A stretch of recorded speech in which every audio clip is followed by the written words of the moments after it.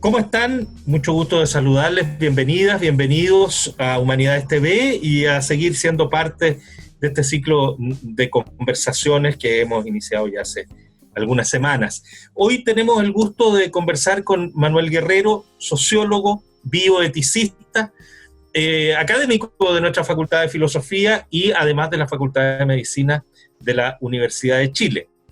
Y la bioética está hoy día instalada ya en el centro de un debate que es duro, que es difícil, porque se trata de ver en estas circunstancias particulares que estamos viviendo a propósito de la pandemia de COVID-19, cómo se reparten los recursos médicos, los recursos de atención cuando ya se empiezan a agotar.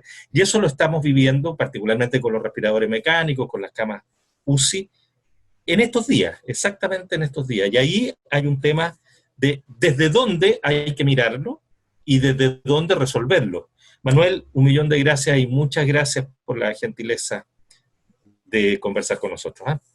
Hola, mucho gusto, encantado de poder colaborar con alguna opinión, alguna reflexión. Sí, hoy día estamos viendo, o déjame decírtelo de esta manera, hace un par de días circuló un video de España donde mostraban un grupo médico que tomaba decisiones respecto a quién poner en qué camas, en el periodo en que fue más dura la situación allá en España. Tengo la impresión de que eso está empezando a pasar, y no debe ser nada extraño decirlo así, en nuestro país, en nuestros hospitales. ¿Cómo se debe encarar eso? ¿Desde dónde nos tenemos que instalar para hacer una mirada ética de esto?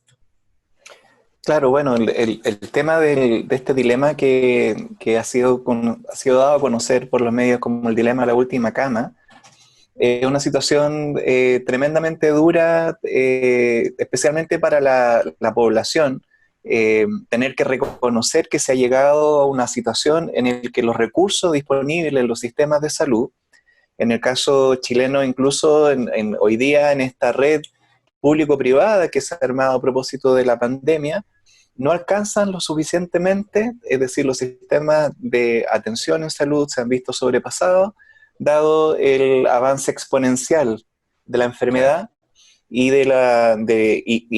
la contrapartida es de que no se tienen todos los recursos que son necesarios. Entonces, en esas situaciones, el personal de salud, especialmente los médicos, deben tomar decisiones muy complejas, muy difíciles, que es qué valoro más, a quién en el fondo le entrego los recursos que a otros no les puedo entregar.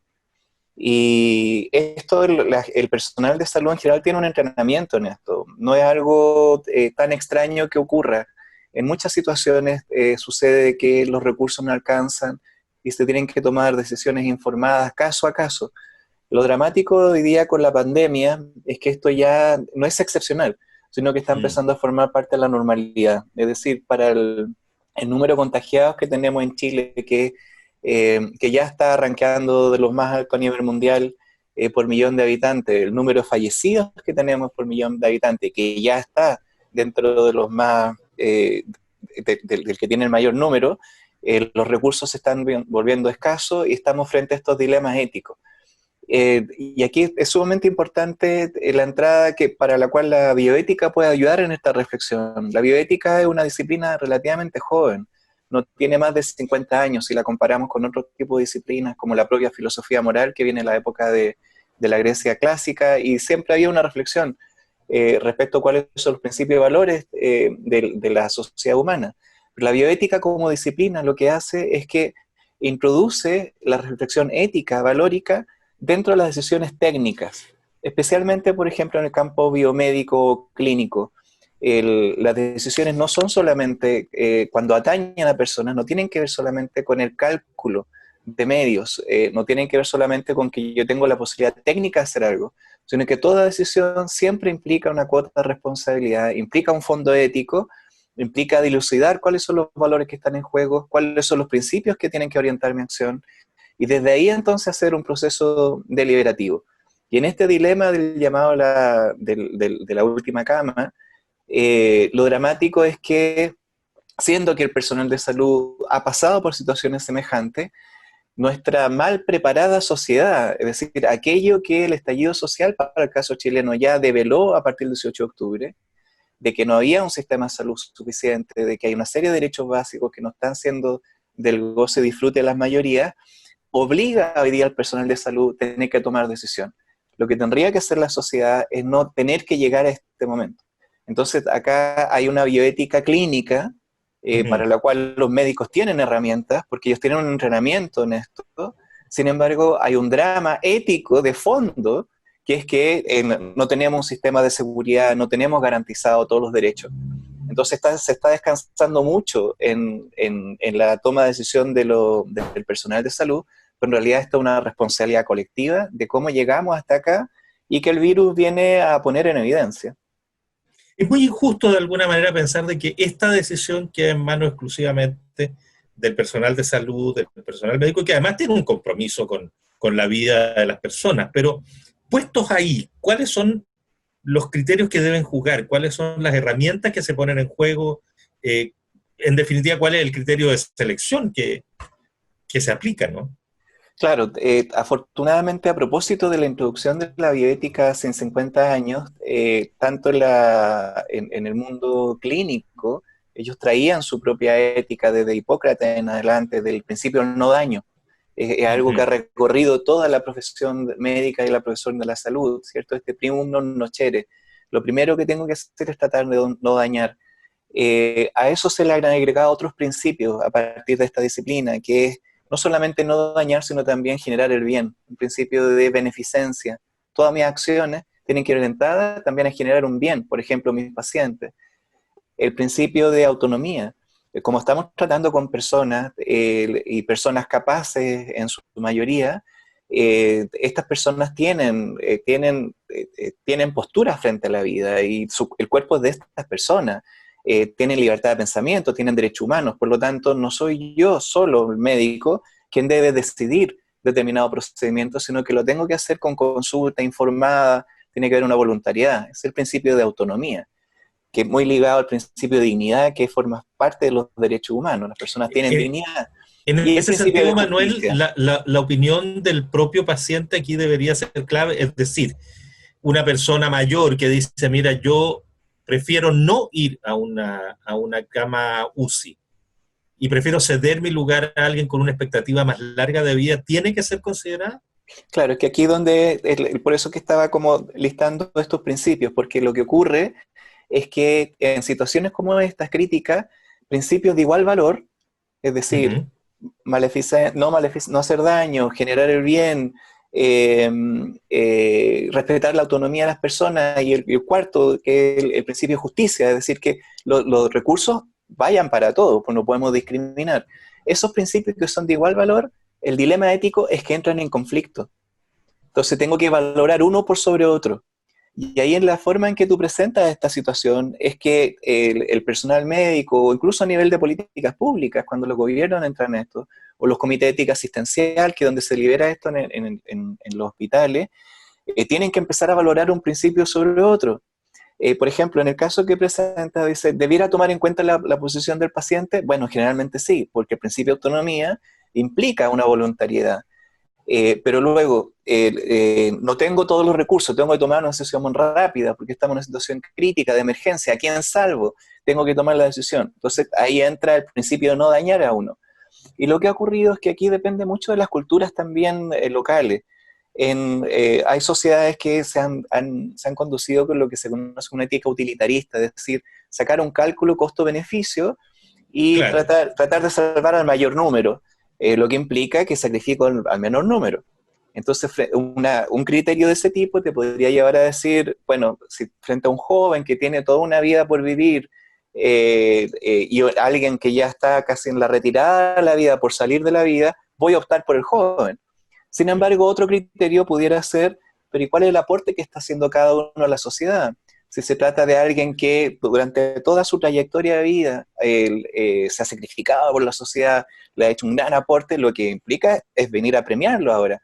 Entonces, son dilemas muy, muy, muy complejos, y yo insisto que el personal de salud lo tiene que tomar, se ve obligado, pero que hay un momento previo, que es tratar de no llegar a ese. Y eso también es un dilema ético para la sociedad. Es decir, que esta pandemia lo que nos debiera, lo que está poniendo a la luz pública, es que tenemos que mejorar nuestros sistemas de prevención, de información, etcétera, para no tener que llegar, excepto en situaciones excepcionales, a dilemas de ese tipo. O sea, dicho de otra manera, Manuel, uno podría sostener que hay una obligación ética de las sociedades de no colocar al personal de salud en la decisión ética de tener que optar en esas circunstancias. Exacto, y esa es una ética anterior a la otra. Exactamente, en todo lo que sea posible. Y que el mismo conflicto ético-político que estamos teniendo con la gestión de la crisis.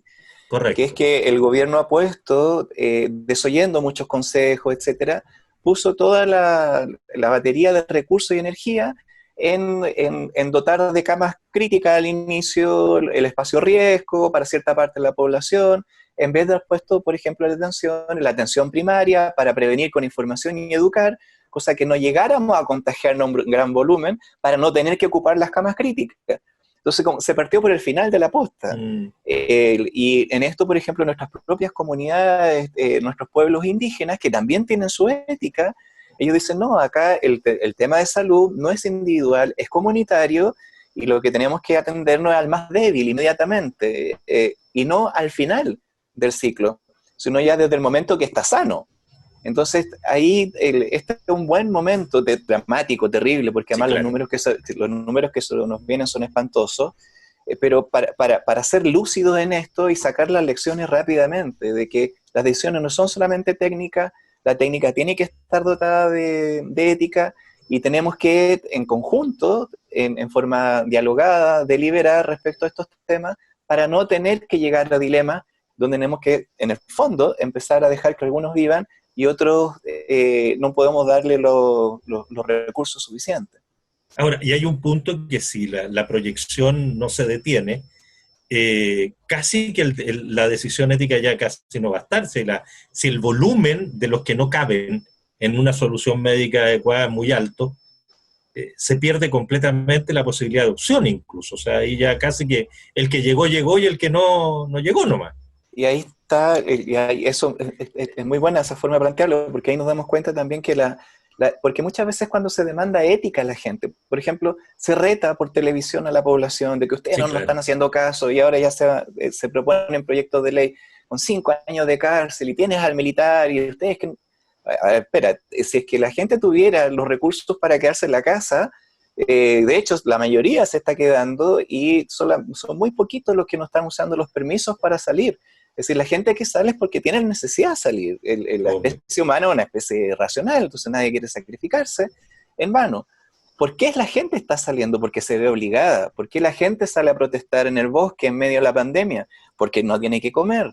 ¿Por qué salen a Estados Unidos? Porque lo están matando las policías. Entonces, la ética que se le demanda de ser responsable, haznos caso, hazte cargo de la salud, no contagie al resto, solamente la podemos cumplir si es que están condiciones materiales que nos permitan, o si no, los seres humanos somos fusibles que estallamos y tenemos que contravenir incluso valores que nos son muy, muy, muy importantes. Entonces, a esas situaciones a las cuales nos tenemos que llevar a la población, la ética no es algo abstracto, es una ética práctica aplicada que forma parte de la vida cotidiana y requiere condiciones para que ésta sea cumplida.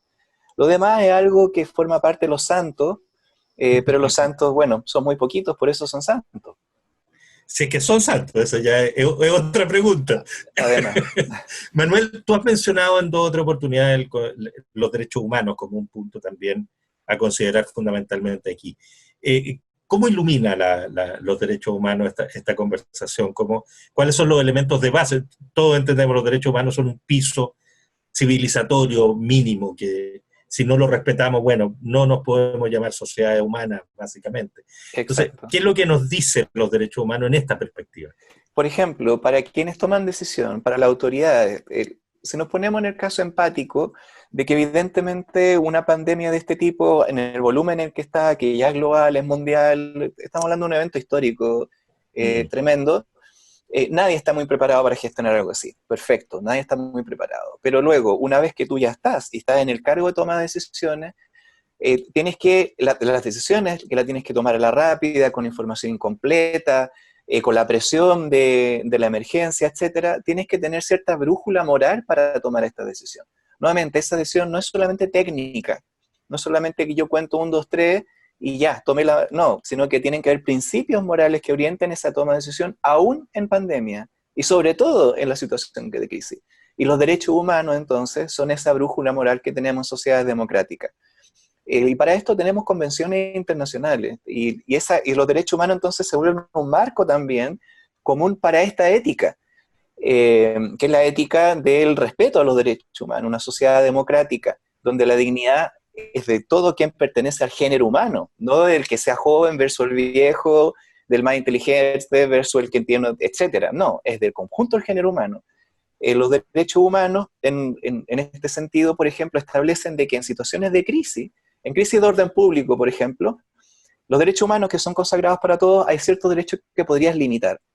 En caso de crisis sanitaria también, nosotros estamos con confinamiento, estamos con toque de queda, están limitando nuestros derechos humanos a la libre movilización. Lo entendemos porque es una crisis de pandemia, pero eso tiene un límite, que es que no nos pueden negar el derecho finalmente a nuestro derecho humano, tiene que ser algo excepcional. No se pueden instaurar estados policiales que vulneren los derechos humanos de las personas a propósito de que estamos en una situación de pandemia. Tienen que seguir operando los poderes del Estado separados, tiene que haber una prensa libre, crítica, una voz disidente que esté cuestionando los tomadores de decisión. No nos pueden vulnerar el derecho al libre pensamiento y plantearnos frente a las autoridades. Es decir, los derechos humanos no desaparecen, aunque estos se vean limitados temporalmente por una necesidad urgente que es resolver la crisis. Entonces, poniéndonos el ejemplo ahí, para la ética pública de quienes toman decisión, los derechos humanos tienen que ser una brújula, un piso, pero también un límite el cual no lo pueden sobrepasar.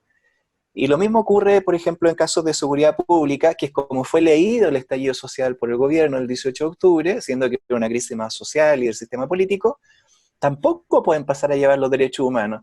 Entonces, los que son los agentes del Estado, la policía, no puede, a nombre del orden público, violar los derechos humanos porque se está convirtiendo en quien viola el orden público. El orden público es con derechos humanos. La gestión de la crisis sanitaria es con derechos humanos. Cómo salimos de la pandemia es con los derechos humanos. No se les puede quitar. Ese es un piso que ya forma parte de la forma en que tiene que operar fundamentalmente el Estado y la relación entre todos nosotros. Entonces debiera ser los derechos humanos un principio fundante, cualquiera sea la postura ética que tengamos. Esta pandemia, Manuel, ha sido como radiografiadora de la profundidad, ¿no?, de la situación del país. Fíjate que leíamos hace poco un artículo en Bloomberg, puesto por Bloomberg. No estamos hablando de una ONG izquierdista cuando hablamos de Bloomberg, que dice que el error de Chile es haber tratado esta situación como país rico, pero que está lleno de pobres. Y desde esa perspectiva, digamos, ¿cómo ves tú que se está trabajando para salir de esta pandemia, si salimos? Sí, claro, es algo que nuevamente el estallido había anunciado. Es decir, sin duda, la sociedad chilena se describió a sí misma en forma de protesta para decirle a la élite política y económica de este país, ¿sabes qué? El país que ustedes están viviendo no es el país que vive la mayoría. Y es por eso que al conjunto de estas demandas, que son montones, miren todos nuestros carteles, nosotros la vamos a concentrar en una: dignidad. Queremos dignidad. Fíjate qué valor más importante lo que llegó la inteligencia colectiva, que el principio básico ético y el principio fundante de los derechos humanos. Queremos dignidad, queremos formar parte de la comunidad política y moral, queremos formar parte de los beneficios con autonomía, etcétera, y entran todos los principios que hemos comentado.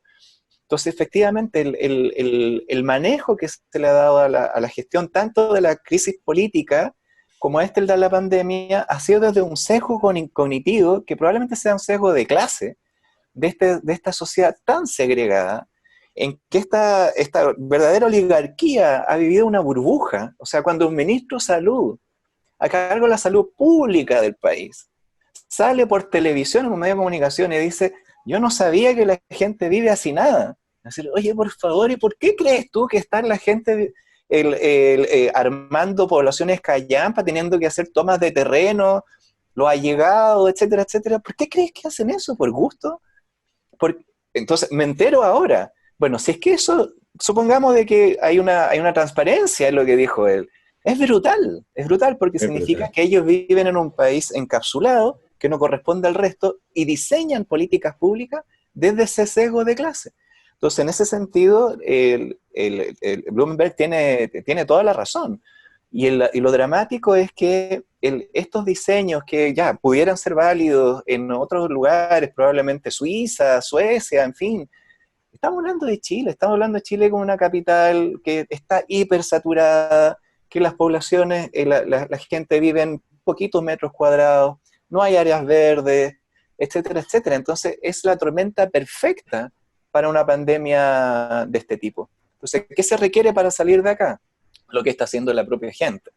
Es decir, ya se da cuenta que lamentablemente no puede confiar en el sistema político formal y tienen que hacerse cargo. Entonces organizan ollas comunes, organizan cooperativas, comprando juntos, empiezan a organizar redes. Y así fue como Chile logró salir de las pandemias anteriores.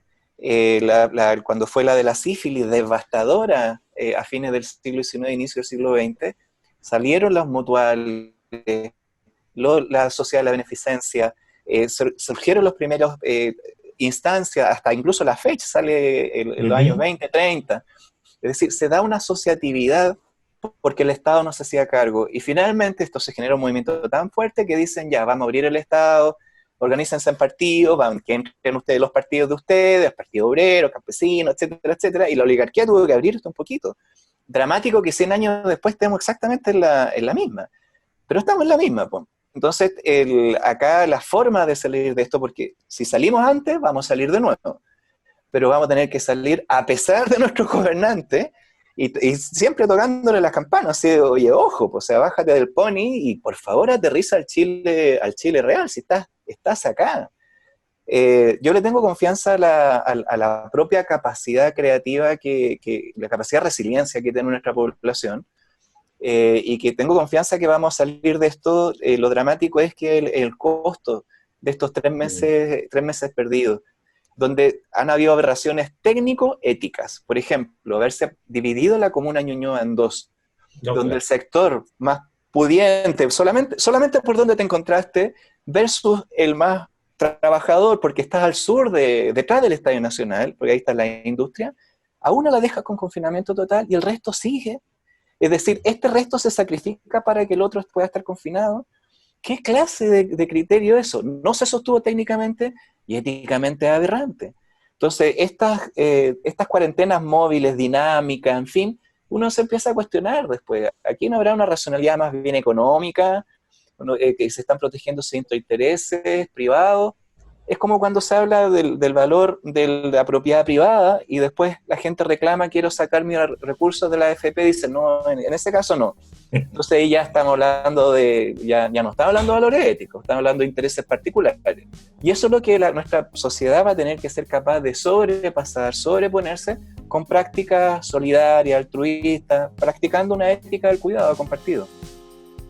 Manuel Guerrero, te queremos agradecer la gentileza de haber conversado con Humanidades TV y poder reflexionar unos minutos que sea sobre estos temas tan relevantes. Un gusto y un millón de gracias de nuevo. Muchas gracias por la invitación y especialmente gracias al Centro de Estudios de Ética Aplicada, CD, ahí de la Facultad, que está haciendo grandes esfuerzos por instalar estos temas también.